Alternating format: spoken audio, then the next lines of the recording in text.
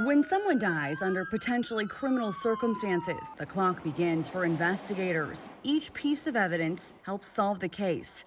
In many cases, the final critical clues come from the autopsy. Especially if we're not certain on how someone passed. Was it a true homicide? Was it a natural death? Was it an overdose?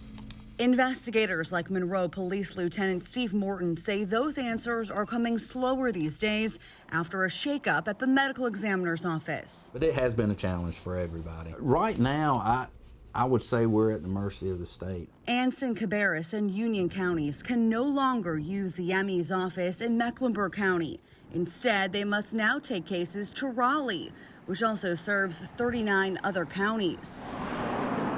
The Mecklenburg County ME's office told me in a statement, quote, "As the population of Mecklenburg County and outlying counties increases, so do the autopsies. Our first priority is to the citizens of Mecklenburg County, and as such, the decision was made to release 3 of the regional counties back to the NC Office of Chief Medical Examiner."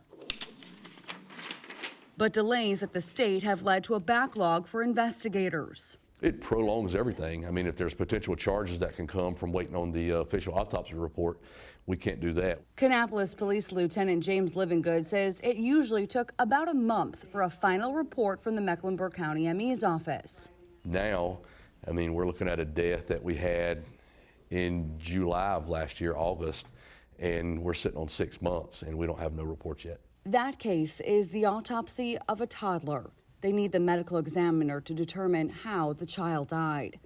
Livingood says his team has at least 4 cases they can't close. We're just sitting here spinning our wheels right now because there's nothing we can do. Investigators say the delays could compromise cases. So it is critical. I mean, the longer it takes, the more we're losing, the more evidence we're going to lose. Morton says Monroe police have a case from July. A man's body was discovered, but they're still waiting for the autopsy report. If it comes back and it's a homicide. Oh, we're definitely behind. We're behind the 8 ball, most certainly. State health officials acknowledge that there are some challenges with those 3 counties being added to the medical examiner's plate here in Raleigh. They said they are already dealing with some staffing shortages.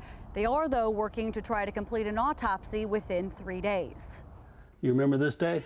In each of those cases, a family is waiting for answers. The Kurtz family is one of them.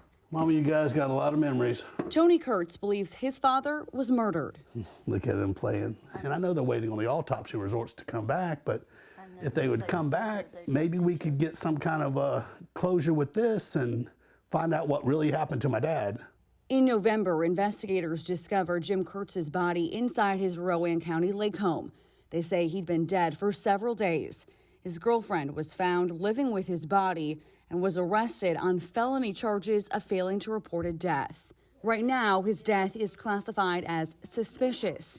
A search warrant shows a pill was found in Jim's mouth. I mean, what happened? What happened to my father, you know? Investigators are waiting for the autopsy report from Raleigh to determine if the death was a homicide. Tony and his mother want answers and accountability. You know, I want some closure. I want something about this. It's unbearable. And we're just sitting here in limbo like, you know, what do we do?